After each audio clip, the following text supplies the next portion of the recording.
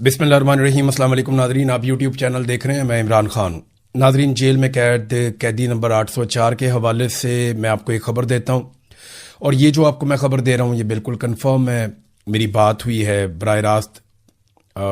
यानी मैं अब सोर्स आपको बिल्कुल आइडिया भी नहीं देना चाहता, क्योंकि इतनी सख्ती की गई है और हालात को इतना कंट्रोल किया गया मिलिट्री एस्टेब्लिशमेंट की जानिब से कि अब तो ज़रा सी कोई चीज़ बाहर आने नहीं देते।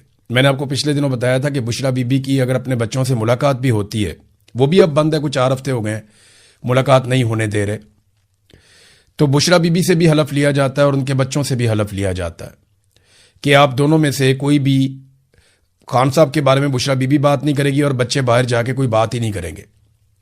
ख़ास तौर पे उनसे कहा गया कि जो बुशरा बीबी की एक बहन है मरियम बट्टू, वो कोई स्टेटमेंट बिल्कुल अपने ट्विटर के ऊपर भी ना दें। तो फैमिली ने उनसे भी रिक्वेस्ट की और उसके बाद उन्होंने भी कोई स्टेटमेंट नहीं दिया। लेकिन मैं आपको जेल के हवाले से कुछ चीज़ें बता देता हूँ बड़ी क्लियरली। नंबर 1 तो ये है कि बुशरा बीबी की सेहत बहुत ख़राब है और उनकी एक आंख बहुत बुरी तरह मुतासर हुई और उनकी दूसरी आंख भी इफेक्ट हुई है। डॉक्टर ने बुशरा बीबी को कहा कि आपकी दूसरी आंख का भी लेज़र करना पड़ेगा और इसको भी इलाज की ज़रूरत है, वहाँ से भी पानी बहता रहता है। और जो एक आंख है वो 3 महीने तक उसको जो है वो लगभग ऐसे ही है जैसे वो आंख बंद है और वो काम नहीं कर रही। बुशरा बीबी वहाँ पे चिल्लाती रही बार बार और उन्होंने अल्लाह और रसूल के वास्ते दिए वहाँ मौजूद अमले को और उन्हें बार बार ये कहा कि मेरी आंख ख़राब हो रही है, मुझे बहुत शदीद तकलीफ़ है, किसी डॉक्टर को बुला दें। लेकिन अमले ने बिल्कुल कोऑपरेट नहीं किया। आखिरी जो इमरान खान साहब का पैगाम है, क्योंकि देखें इमरान खान साहब अभी पहुंचे थे और उनको निकाला गया था जेल से बाहर। एक तो उन्हें निकाला गया पिम्स अस्पताल लाने के लिए और एक मुबैना तौर पे उससे पहले भी निकाला गया। ये जो कहानियां करवाई जा रही है ना कौम को कि इमरान खान साहब को डील कर रहे हैं, किसी से मुलाकात कर रहे हैं, को मुलाकात हो गई है, इसके बारे में अभी कोई भी हतमी तौर पे आप कुछ भी नहीं कह सकते, क्योंकि किसी के पास कोई सबूत ही नहीं है और इमरान खान साहब को तो किसी से मिलने ही नहीं दिया जा रहा। इमरान खान साहब का जो आखिरी पैगाम है वो जुमला मैं आपको बता देता हूं और एग्जैक्टली मैं पूरी जिम्मेदारी के साथ आपको कह रहा हूं कि यही जुमला मुझे रिपोर्ट हुआ और एग्जैक्टली वही जुमला मैं आपको बता रहा हूं। इमरान खान ने कहा कि मेरी बहनों से कहो कि जितना जल्दी हो सके मुझसे आकर मिलें या मुझे मिलने की कोशिश करें। यह जुमला है जी, कि मेरी बहनों को पैगाम दो कि जितनी जल्दी हो सके वो मुझसे आकर मिले या मुझे मिलने की कोशिश करें। ये इमरान खान साहब का पैगाम है अपनी बहनों के नाम, जो एक फाइनली एक पैगाम था। और भी बहुत सारी ऐसी चीजें हैं जो मैं यहां बताऊंगा। तो ये निजाम बहुत बुरी तरह एक्सपोज हो रहा है, यानी वहां पे बहुत गंदे। तो पाकिस्तान के अंदर एक अदम एतमाद की कैफियत है। ऐसी सूरत हाल में हाउ इज इट पॉसिबल कि ज्यादा देर तक ये निजाम इमरान खान को जेल में रखकर बर्दाश्त करे। तो इमरान खान जो है वो निजाम के मसल्स टेस्ट कर रहे हैं, साथ में वो खुद भी टेस्ट हो रहे हैं और वो ये देख रहे हैं कि ये सिस्टम कब तक कोलैप्स कर जाता है। दूसरी अहम खबर जो है वो इस्लामाबाद हाई कोर्ट से आई है और ये एक बड़ी खबर है। खबर ये है कि जो लोग, ये उन लोगों के लिए खबर है जो लोग बहुत ज्यादा ताने दिया करते थे अदलिया को कि जनाब अदलिया को चाहिए खुद जाएं और जाके तौहीन अदालत लगाए इनके ऊपर, जो अदलिया के सामने आता है उस पर तौहीन अदालत लगाए, उनके खिलाफ कार्रवाई करें, उनको पकड़े। ये क्या बात हुई कि खत लिख दिया, तो बड़े ताने दिए गए अदलिया को। तो उनके लिए एक अच्छी खबर है। एक तो ये है कि हाई कोर्ट ने तौहीन अदालत के नोटिस जारी किए, इससे पहले 2 एजेंसियों को और एक और इदारे को, यानी पीटीए को जारी किया, आईबी को जारी किया और उसके साथ साथ एफआईए को जारी किया। अब जज के खिलाफ सोशल मीडिया मुहिम पर तौहीन अदालत की कार्रवाई का फैसला भी कर लिया गया है। अब जज बाबर सत्तार साहब के हवाले से यह खबर है और खबर यह कह रही है जो मेरे सामने है, जस्टिस बाबर सत्तार से मुताल्लिक जो मनफी मुहिम चलाई गई सोशल मीडिया पर, उस पर तौहीन अदालत की कार्रवाई अमल में लाई जाएगी। और जराए ने कहा है कि जस्टिस बाबर सत्तार के खत को तौहीन अदालत केस में तब्दील करने का फैसला किया, जिसकी समाअत के लिए कल बेंच तश्कील दिए जाने का इम्कान है। जस्टिस बाबर सत्तार ने सोशल मीडिया मुहिम पर चीफ जस्टिस आमिर फारूक को खत लिखा था और अब तौहीन अदालत लगेगी उन लोगों पे जिन लोगों ने इनके पर्सनल डॉक्यूमेंट, जज साहब की फैमिली के पर्सनल डॉक्यूमेंट, ये सारी चीजें उठाकर सोशल मीडिया के ऊपर डाल दी, ये सोचे बगैर कि वो हाई कोर्ट के एक मुअज़्ज़िज़ जज हैं और बाकायदा स्क्रूटनी के बाद तमाम अमल से गुजरने के बाद उनको हाई कोर्ट का जज लगाया गया है और उनके किरदार पे और उनकी फैमिली के किरदार के ऊपर कीचड़ उछाला गया। तो इस पे अब तौहीन अदालत की कार्रवाई होगी। अब उन सहाफियों पे और उन दानिश्वरों पे और उन सियासतदानों पे कार्रवाई होगी जो बड़े खुश थे जब इमरान खान साहब ने सिर्फ एक जज ज़ेबा का नाम लिया था और वार्न किया था। तो उस वक्त इमरान खान पे कार्रवाई चल रही थी तो वो बड़े खुश थे, बगले में जा रहे थे। अब उन्होंने तो सारी लिमिट ही क्रॉस कर दी है। तो देखते हैं कि अब वो कैसे आकर अदालत में फेस करते हैं तौहीन अदालत की कार्रवाई को। माहिर कानून शहबाज खोसा का कहना है कि हाई कोर्ट का फैसला खुशाइंद है। अदालत के बाद इख्तियारात हैं जिसके मुताबिक कार्रवाई का फैसला किया गया है। और जो जज साहब की जाती जिंदगी के हवाले से जो प्रोपेगेंडा किया गया वो इंतहाई गलत था। और मटेरियल कहां से अपलोड हुआ एफआईए विंग ट्रेस कर सकता है और अब एफआईए भी एक प्रॉब्लम में आ जाएगी। उनको ये ट्रेस करके सारा रिकॉर्ड देना पड़ेगा और इन सहाफियों को और इन लोगों को बताना पड़ेगा कि ये जो हसास डाटा है, ये जज साहब से रिलेटेड डॉक्यूमेंट जो गवर्नमेंट के पास हो सकते हैं या इदारों के पास हो सकते हैं, वो इनके हाथ कैसे लगे, उन्हें बताना पड़ेगा। आपको याद होगा थोड़ा अर्सा पहले एक रिटायर्ड जनरल कमर जावेद बाजवा, उनके डॉक्यूमेंट जो है वो एक सहाफी के हाथ लगे और उन्होंने एक खबर दी थी और उसके बाद यहां पे गिरफ्तारियां भी हो गई और बड़ी सख्ती भी हुई। अब देखते हैं कि निजी नौयत के जो डॉक्यूमेंट है और उसके बाद जो प्रोपेगेंडा है, इसके ऊपर कैसे कोई जवाब देता है और किस तरीके से यह मामला आगे बढ़ता है। नाज़रीन, एक और बड़ी खबर यह है और इसके ऊपर बड़ा प्रोपेगेंडा किया जा रहा है, मैं आपको बता देता हूं। पाकिस्तान तहरीक इंसाफ का जो वफ्द है वो मिला है अमरीकी सफीर से। अमरीकी सफीर जो है वो डोनाल्ड ब्लूम, वो आया और उसकी मुलाकात हुई वफद के साथ। उसमें उमर अयूब साहब मौजूद थे, चेयरमैन मौजूद थे, असद कैसर मौजूद थे और सेक्रेटरी इंफॉर्मेशन मौजूद थे पार्टी के। तो इन लोगों ने मुलाकात की है। अब उसके ऊपर वावेला ये किया जा रहा है कि अमेरिका ने तो रजीम चेंज ऑपरेशन करवाया था, तो आप उनके सफीर से क्यों मुलाकात कर रहे हैं। तो देखें, इमरान खान उन्हें मुश्किलात का सामना भी रहता है। जो मकामी सहाफ़ी हैं उन्होंने बहुत थोड़ी इन्फॉर्मेशन दी है, लेकिन इंडियन मीडिया और कुछ बलूचिस्तान लिबरेशन आर्मी के क्लेम्स हैं। वहाँ पे एक बहुत बड़ी लड़ाई हुई है, एक हमला किया गया बलूचिस्तान में मस्तूंग के इलाके में, खड़कूचा का एरिया है। वहाँ पे पाकिस्तान फ़ौज के जो मुख्तलिफ रैंक्स के सिपाही हैं वो वहाँ से गुजर रहे थे। बड़ी तादाद में फ़ौजी नकलो हरकत हो रही थी और ये बसेस के अंदर हो रही थी मुबैना तौर पे। और इस काफ़िले के ऊपर अटैक किया गया, गो के इनके साथ सिक्योरिटी मौजूद थी। वहाँ पे काफ़ी जंग जैसी सूरत बन गई, दो तरफा बहुत खौफनाक फायरिंग हुई है, बाद में काफ़ी मदद भी पहुँचाई गई है। लेकिन इस लड़ाई के नतीजे में बड़े पैमाने पर वहाँ पे सिक्योरिटी फोर्सेस की शहादतें रिपोर्ट हो रही हैं और दूसरी जानिब जो दहशतगर्द हैं वो भी मारे गए हैं। अभी दोनों तरफ से जो है वो क्लेम आ जाएंगे थोड़ी देर के बाद। हकीकत क्या है वो तो जब सरकारी मौक़िफ़ आएगा तब पता चलेगा। लेकिन जो अब तक की हमारे पास इन्फॉर्मेशन है, जो इंडियन मीडिया ने रिपोर्ट किया, न्यूज़ 18 ने, वो तो कह रहे हैं कि 45 पाकिस्तानी फ़ौजी जवान शहीद हुए हैं इस वाक़े में, अफसोसनाक वाक़े में। एक बड़ा हमला है ये। और वहाँ पे जो अस्पताल है उसके अंदर एमरजेंसी भी नाफिज की गई है। इसमें जो अपडेट्स आएंगी वो मैं आपके साथ शेयर करूँगा, लेकिन जो नक्शा है वो इंतहाई खौफनाक है जो खींचा गया है। मुख्तलिफ न्यूज़ देने वालों ने जो बताया अब तक, जो सोशल मीडिया के ऊपर इंफॉर्मेशन है वो भी बड़ी खौफनाक मंजरकुशी कर रही है, लेकिन तफसीलात हमें पता चलेंगी। और दूसरी जानिब सिक्योरिटी फोर्सेस भी अपना ऑपरेशन जारी रखे हुए हैं बलूचिस्तान के मुख्तलिफ इलाकों में।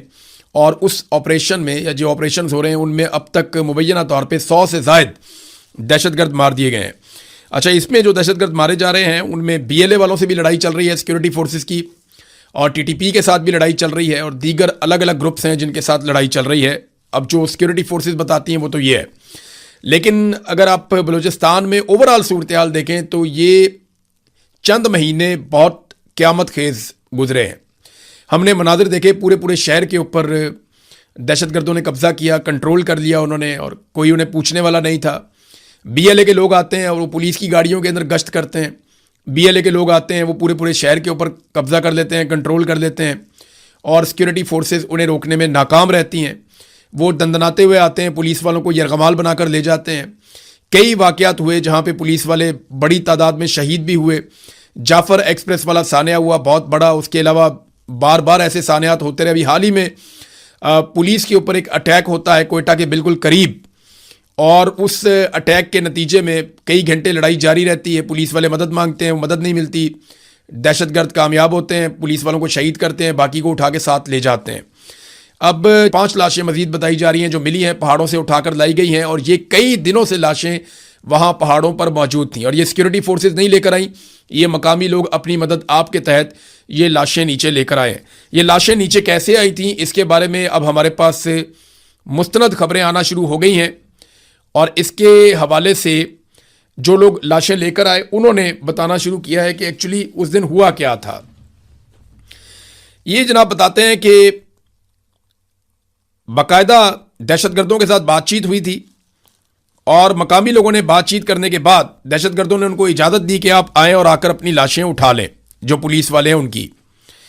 और लाशें उठाने के लिए शराइत ये रखी गई थी कि नौजवान नहीं आएंगे। तो उन्होंने बताया जी कि नौजवान नहीं गए, बल्कि वो लोग गए जिनकी सफ़ेद दाढ़ियाँ थीं लाशें उठाने के लिए, और ये शाम का वक्त था। अब कई लोगों ने इंटरव्यू देकर चीज़ें काफ़ी क्लियर कर दी हैं। अब ज़ैनुल्लाह के साथ मौजूद शेर अली बताते हैं कि जैसे जैसे वो आगे बढ़ते गए, रास्ते के दोनों तरफ मुसल्लह अफराद खड़े हुए उनको दिखाई दे रहे थे। उन्होंने गाड़ियां रोकी, हमारी तलाशी ली और कहा कि मोबाइल फ़ोन इस्तेमाल नहीं करना और ज़्यादा बातचीत नहीं करनी, लाशें उठाओ और निकलो। मुसल्लह अफराद ने उन्हें कहा कि अंधेरा होने का इंतज़ार करें। मगरिब की नमाज के बाद तकरीबन 8 मुसल्लह नौजवान आए और उन्हें अपने साथ पैदल लेकर चल पड़े, और कई मिनट पैदल चलने के बाद वो एक तंग रास्ते पर चलने लगे। और उन्होंने कहा जी कि मुख्तलिफ जगहों पे लाशें पड़ी हुई थी, एक जगह पे 11 और दूसरी जगह पे 10, कुल 21 लाशें। 3 दिन की शदीद गर्मी में लाशों की हालत बहुत ख़राब हो चुकी थी। कई चेहरे इस काबिल नहीं रहे थे कि उन्हें पहचाना जा सके। हमने गाड़ियों में पहले प्लास्टिक बिछाया, फिर एक एक करके लाशें रखना शुरू की। हर गाड़ी में 7 लाशें रखी गईं और उन्हें रस्सी से मजबूती के साथ बांध लिया। शेर अली बताते हैं कि ये मुसल्लह अफराद 19 से 20 साल के नौजवान थे जो पश्तो बोल रहे थे, लेकिन ये पश्तो उनके अपने इलाके की नहीं थी, ये कहीं और से आए हुए लोग थे। अब इन्हें कौन लेकर आया, किसने लाकर वहां बसाया, इसके बारे में कोई समझ नहीं आ रही। फिर उन्होंने कहा जी कि उन्होंने सवाल किया कि ये भी पश्तो, तुम भी पश्तून हो, तो तुम खुद को तालिबान और तहरीके तालिबान कहते हो, इतनी गोलियां क्यों मारी हैं? ये सवाल उन्होंने बात पूछी। तो शेर अली ने बताया कि उनका जवाब था कि ये हमारे मुशरान का हुक्म था, जो ज़्यादा बोलता था हम उसके मुंह पर गोली मारते थे, जो भागने की कोशिश करता था उसकी टांगों पर गोली मारते थे। और तालिबान ने कहा कि उन्होंने पुलिस एहलकारों को हथियार डालने को कहा था, लेकिन उन्होंने इनकार किया, इसलिए लड़ाई हुई और सबको मार दिया गया। नाज़रीन जी, बहुत खौफनाक सूरत हाल है। मैं ये सारी रिपोर्ट आपको पढ़ के सुनाऊं तो आप हैरान हो जाएंगे, आपकी आंखों में आंसू आ जाएंगे।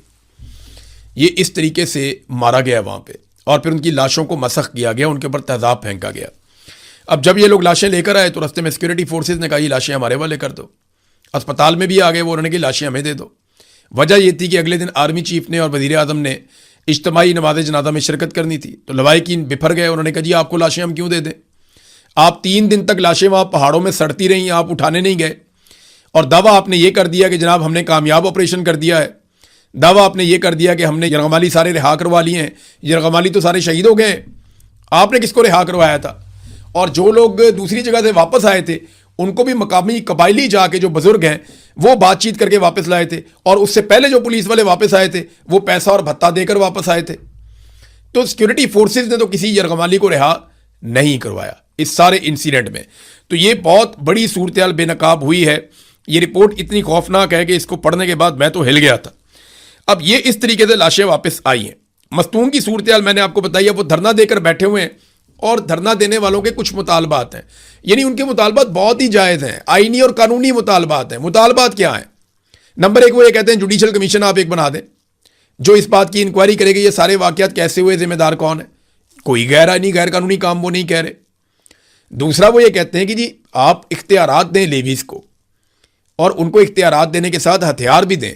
अगर आपने हमें सिक्योरिटी फोर्सेज को यहाँ रखना है तो आप हथियार भी हमें दें ना, लश्कर बनाने की बजाय अपने इदारे बनाएं। उनका ये भी मुतालबा बड़ा जायज़ है। तीसरा वो ये कहते हैं कि ये जो 2 नंबरियाँ सारी यहाँ पे बंद करें, बत्ताखोरी। यहाँ से कोई आता है, कोई जत्था आगे मांग लेता है, कोई यहाँ से आता है, कोई लेके चला जाता है, कोई लश्कर बना लेता है, कोई कुछ बना लेता है। ये सारी चीज़ें बंद की जाए। इलीगल माइनिंग जितनी भी है वो सारी बंद की जाए। ये सारा पैसे का फड्डा है ना, लड़ाई तो सारी माल की है, मादनियात की है, तो ये सारे मामला अभी बंद किए जाएं। उनका ये भी मुतालबा बड़ा जायज़ है और उन्होंने बड़ी अच्छी बातें की हैं। उन्होंने कहा जो गैर कानूनी तौर पे आपने नाके लगाए हुए हैं या वो जो आपने ये कस्टम्स के इख्तियारात आपने दिए हुए हैं एफसी को, ये इख्तियारात आप ना दें ना, आप चीज़ों को ऑर्गेनाइज करें, कानूनी तरीके के अंदर लेकर आएँ, जो आइन और कानून के मुताबिक कोई मुल्क चलता है उस तरीके से बलूचिस्तान को चलाया जाए।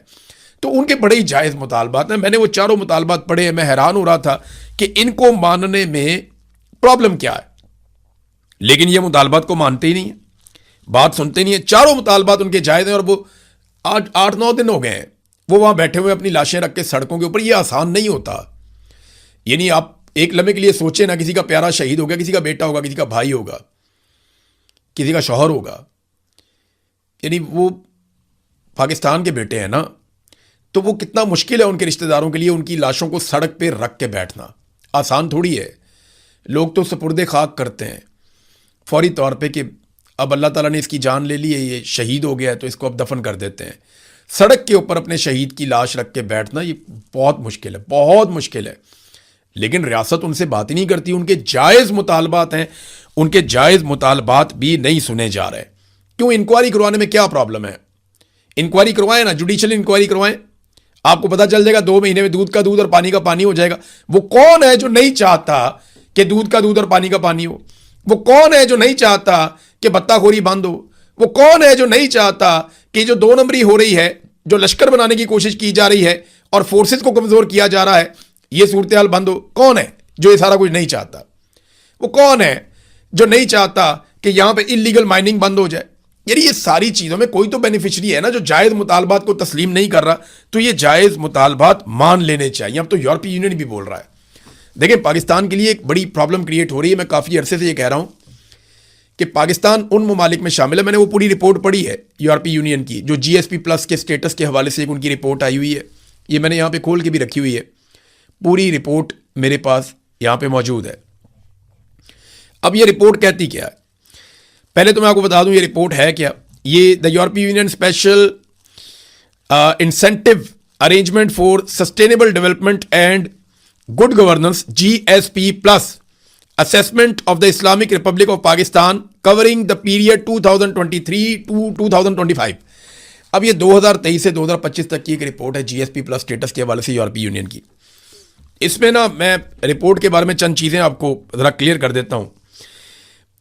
एक तो इन्होंने पाकिस्तान में जो इंसानी हकूक़ की खिलाफ वर्जियाँ हैं उन पे बहुत आवाज़ उठाई है और उनके ऊपर तशवीश का इजहार किया है और बार बार मुतालबा किया है कि इन चीज़ों को ठीक करो, लेकिन पाकिस्तान इन चीज़ों को ठीक नहीं कर रहा। अक़लियतों के हवाले से बड़े तहफ़्फ़ुज़ात हैं इसमें, जो है वो जो अपोजिशन है उसके हवाले से बड़े तहफ़्फ़ुज़ात हैं। बल्कि लिखा गया इमरान खान साहब के बारे में कि साबिक़ वज़ीर आज़म को और पॉलिटिकल प्रिजनर्स को जो जेल के अंदर रखा हुआ है उन्हें फेयर ट्रायल का हक तो दिया जाए। फेयर ट्रायल का हक नहीं बन रहा, उन्हें मिल नहीं रहा। फिर लापता अफराद का मामला भी इसके अंदर उठाया गया बड़ी संजीदगी के साथ। नाम किसी का नहीं लिया गया, लेकिन लापता अफराद का इसमें पूरा मामला उठाया गया। फिर अक़लियतों के हवाले से जो उनके हकूक़ हैं वो वाला मामला भी उठाया गया और जो मिलिट्री कोर्ट्स हैं ये मामला भी उठाया गया कि फ़ौजी अदालतों में सिविलियंस को सजाएं देने वाला मजाक पाकिस्तान में क्यों किया गया। तो GSP+ स्टेटस के हवाले से उन्होंने ये भी बताया कि पाकिस्तान वो मुल्क है जो लार्जेस्ट बेनिफिशरी है GSP+ स्टेटस का यूरोपीय यूनियन में, यानी बहुत ज़्यादा फ़ायदा हम उठाते हैं उसका। और अगर ये फ़ायदा पाकिस्तान उठाते रहना चाहता है तो पाकिस्तान को ह्यूमन राइट्स वायलेशंस बंद करनी चाहिए, लेकिन वो हो नहीं रही और इसका फ़ायदा पाकिस्तान लगातार उठा रहा है। 2022 में सबसे बड़ा फ़ायदा उठाया पाकिस्तान ने, फिर 23-24 में आगे नीचे जाए मामला आहिस्ता आहिस्ता। आपको पता है पाकिस्तान की एक्सपोर्ट्स ही कम होती चली गई, तो हम उतना फ़ायदा तो नहीं उठा रहे, लेकिन फिर भी बड़ा फ़ायदा है। ये जो माहौलियाती आलूदगी या क्लाइमेट चेंज है इसके बारे में भी उन्होंने कुछ नुकात उठाए। उन्होंने बताया कि किन किन शोबों में पाकिस्तान को कितनी कितनी इमदाद दी गई और पाकिस्तान ने उसका फ़ायदा नहीं उठाया, बल्कि पाकिस्तान ने एक्टिविटीज़ नहीं की इस हवाले से भी। और ह्यूमन राइट्स सबसे अहम चीज़ है, मीडिया के हवाले से आवाज़ उठाई गई। पीका के कवानीन का ख़ास तौर पे जिक्र किया गया, जो पंजाब ने कानून पास कर दिया उसका भी जिक्र किया गया कि किस तरीके से सहाफ़ियों को दबाया जा रहा है, किस तरीके से अदलिया को दबाया जा रहा है। अभी एक और इंटरनेशनल रिपोर्ट आई थी जो बता रही थी पाकिस्तान की अदलिया में करप्शन बढ़ती चली जा रही है। 26वीं और 27वीं आईनी तरमीम को मनसूख करो क्योंकि अदलिया तबाह बर्बाद हो गई है। अभी एमनेस्टी इंटरनेशनल ने एक रिपोर्ट में ये मुतालबा किया कि मारिंग बलोच को छोड़ा जाए, बाकी सबको छोड़ा जाए। अहमद फरहाद का नाम लेकर उन्होंने कहा जी अहमद फरहाद साहब को भी छोड़ा जाए। अब प्रॉब्लम यह है कि पाकिस्तान की मिलिट्री एस्टेब्लिशमेंट लगातार अहमद फरहाद पे दबाव डाल रही है कि जनाब आप ये स्टेटमेंट दें और घर जाएं, आप एक बयान दें जॉइंट अवामी एक्शन कमेटी के खिलाफ और आप अपने घर जाएं। तो वो भाई ये बात मानते नहीं है। अब कश्मीर की सूरत हाल पर भी नाज़रीन मैं थोड़ा सा आपको बता दूं कि ये यूरोपीय यूनियन की रिपोर्ट पर मैं पहले एक चीज़ें एक दो और मैं शेयर कर दूं कि इसमें जो क्रेडिट जाता है एक तो वो यूरोपीय यूनियन को जाता है कि उनके लोग बार बार पाकिस्तान में आए, उन्होंने बड़ी मेहनत से काम किया और अभी भी उन्होंने हाथ बड़ा हल्का रखा है। दूसरा इसके अंदर जो है वो कुछ ऐसी ओवरसीज पाकिस्तानियों की तंजीमें और कोशिशें हैं जिनकी वजह से ये सब मुमकिन हुआ। इसके अंदर एक PWA है, पाकिस्तान वर्ल्ड अलाइंस, उन्होंने बहुत काम किया। यूरोपाक है जिसने इसमें बहुत काम किया और इसके जो लोग हैं जो इसमें काम कर रहे हैं इन NGOs में वो मुबारकबाद के मुस्तहिक हैं। अभी ये जुलाई के महीने तक वो काम करते रहे हैं। बल्कि एक NGO है अबाबील, उनके लोग भी मिले थे जाके, उन्होंने भी काम किया। फिर जो कुछ अकलियतों के नुमाइंदगान हैं वो जाकर मिले, उन्होंने भी यूरोपीय यूनियन को सूरत हाल का बताया। फिर कुछ जो पिसे हुए तबकात हैं पाकिस्तान के अंदर या बलूचिस्तान से रिलेटेड जो लोग हैं जबरी तौर पे गुमशुदगियों का केस जो उठाते हैं, उन्होंने जाकर ये सारे मामला यूरोपीय यूनियन को बताए। तो उन्हें और बहुत कुछ भी यानी वहाँ आइडिया है। जिन लोगों ने मुलाकातें की जाके उन्होंने मुझे बताया और ये सिलसिला अभी रुकना नहीं है, ये सिलसिला अभी आगे चलना है। तो पाकिस्तान को ना ये किबला दुरुस्त करना पड़ेगा। ह्यूमन राइट्स के मामले में कम से कम जो आसिम मुनीर साहब के रजीम ने जुल्म और बर्बरियत का एक बाजार गर्म किया है वो मामला ठंडा करना पड़ेगा। इस तरीके से पाकिस्तान आगे बढ़ नहीं सकता। जो सियासी कैदी हैं उनको रिहा करना पड़ेगा, उनके ऊपर जुल्म और जबर का सिलसिला बंद करना पड़ेगा। अभी मैं देख रहा था सनम जावेद साहिबा की कोई पता नहीं AI से बनी हुई है या ठीक तस्वीर है, उन्हें अस्पताल शिफ्ट किया गया जेल से, उनकी हालत बहुत ख़राब बताई जा रही है। और ये बहुत सारे लोगों की हालत अब ख़राब कर दी गई है, पता नहीं खुराक के अंदर कुछ डाल रहे हैं, क्या कर रहे हैं, कुछ भी करके उन लोगों को जो टूट नहीं रहे, जो हार नहीं मान रहे, उनको अब फिजिकली कमज़ोर किया जा रहा है, उनको बीमार किया जा रहा है। तो वो उनके घर वाले बहुत तशवीश में थे, बहुत परेशान थे। मेरी एक जर्नलिस्ट से भी बात हुई, उन्होंने बताया जी कि वो निकाला तो था अस्पताल के लिए लेकिन लेकर नहीं गए किसी अस्पताल में, कुछ समझ नहीं आ रही और फिर उन्हें ट्रीट करके या कुछ उन्होंने बताया और फिर उन्हें वापस लेकर जेल में चले गए। कुछ लोग सोशल मीडिया पे मजाक उड़ा रहे थे इस बात का। ये जब बोझ आप पे पड़ेगा ना तब आपको पता चलेगा। ये जो मजाक उड़ाने वाले हैं ना, इनकी वाबस्तगी हो सकती है किसी और पॉलिटिकल पार्टी से या ये सनम जावेद से नफरत कर सकते हैं, लेकिन एक बात याद रखिएगा, जितना उसने बोझ उठाया है ना, इसका 10% भी उठाना बहुत मुश्किल है। मैं सच बता रहा हूं आपको, जितनी मार इस फैमिली ने खाई है, जितनी इन्होंने तकालीफ बर्दाश्त की हैं, जितना इनकी फैमिली ने तकालीफ बर्दाश्त की हैं, आप इसका 10% भी नहीं कर सकते, नॉर्मल आदमी नहीं कर सकता। तो आफरीन है उन लोगों पे जो डट कर खड़े हैं और जिन्होंने मुकाबला किया। तो किसी को ताना देने से पहले यह जरूर सोच लीजिएगा कि बारी बारी सबकी बारी। ये मैं हमेशा से कहता रहा हूं, जो सहाफ़ी मुझे मार पड़ते हुए देख के हंस रहे थे ना, उनकी बारी आ गई। तो बारी बारी सबकी बारी, और जिनकी नहीं आई ना, उनकी थोड़े अरसे बाद आ जाएगी। तो इस सिलसिले को रोके मिलकर, ताकि जो बाकी लोग बचे हैं वो हमेशा बचे रहें। बहरहाल ये जनाब कश्मीर की सूरत हाल पे आते हैं। कश्मीर में जॉइंट अवामी एक्शन कमेटी ने कहा कि फील्ड मार्शल के जवाब के तौर पे ये कमर साहब आ गए हैं, शाह साहब, और अब ये हमारे साथ मामला जो है वो हल कर लेंगे और हम उम्मीद करते हैं कि अब हम लॉन्ग मार्च में नहीं जा रहे तो मामला खुश असलूबी से हल हो जाएगा, हमारे मुतालबात माने जाएंगे। फिर मैंने आपको बताया कि 6 सीटों वाली बात उनसे की गई थी, पीपल्स पार्टी भी बीच में आई थी। तो पीपल्स पार्टी का तो मैं आपको क्लियर कर दूं कि पीपल्स पार्टी के पास कोई मैंडेट नहीं था, वो कुछ कर नहीं सकते थे। फिर अकील मलिक साहब आते हैं टीवी के ऊपर, वो आकर कहते हैं जनाब इसका तो हमारे साथ ताल्लुक ही कोई नहीं है, हमने तो नुमाइंदा बनाया नहीं इनको, ये जो ओवरसीज वाले आ गए हैं कमर साहब, इनका तो ताल्लुक ही कोई नहीं है। फिर मिलिट्री एस्टेब्लिशमेंट ने अपने कुछ करीबी सहाफ़ियों के ज़रिए से पैगाम भिजवाया और ये सोशल मीडिया के ऊपर उन्होंने ट्वीट करके बताया कि जनाब इनका कोई ताल्लुक नहीं है, फील्ड मार्शल का कोई मैंडेट इनके पास नहीं है।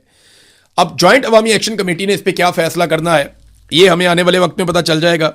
इलेक्शन बहुत मुतनाज़े हो गए हैं और पाकिस्तान की सरकार को प्रॉब्लम सिर्फ इसमें सारे में एक है कि किसी तरह जॉइंट अवामी एक्शन कमेटी इलेक्शन के बाइकआउट के हवाले से बहुत सख्त मौक़िफ़ ना ले, और वो ये टाइम गुजारना चाहते हैं। बिलावल को उन्होंने हुकूमत बनाकर देनी है, क्योंकि PMLN को तो पता चल गया वो वहाँ पे बाहर नहीं निकल सकते, निकल तो बिलावल भी नहीं सकते, लेकिन उन्होंने 5 जलसे रखे हैं और उसके लिए बहुत सख्त सिक्योरिटी का इंतजाम किया गया है और चुन चुन कर बंदे उसके अंदर बिठाए जाएंगे। बाकायदा पुराने बंदे इकट्ठे किए जा रहे हैं और वही बंदे ज़्यादातर आपको अलग अलग जलसों में नजर आएंगे। तो बिलावल ने थोड़ा सा एक शो ऑफ करना है कि जी मैं 500-700 बंदा इकट्ठा करके जलसा कर सकता हूँ। तो 500, 1000, 2000 बंदे का वो जलसा करेंगे और मुख्तलिफ जगहों पे 4-5 टूर करने के बाद फिर बिलावल को हुकूमत बनाकर दी जाएगी। अब तक का तो फार्मूला ये है, लेकिन क्या ये हो पाएगा? देखिए, अगर बाइकआउट कर देती है खुलकर पूरे वाशगाफ अल्फाज में कि नो राइट्स नो वोट या नो जस्टिस नो वोट, कि आप हमें इंसाफ नहीं दे रहे, हमें हकूक नहीं दे रहे, तो हम वोट भी नहीं दे रहे, अगर ये मूवमेंट चल जाती है और आज़ाद कश्मीर के लोग वोट डालने के लिए नहीं निकलते, तो पूरा का पूरा इलेक्शन जो है वो मुतनाज़ हो जाएगा। फिर ये जाली वोट कहां से लाएंगे, कहां से डालेंगे?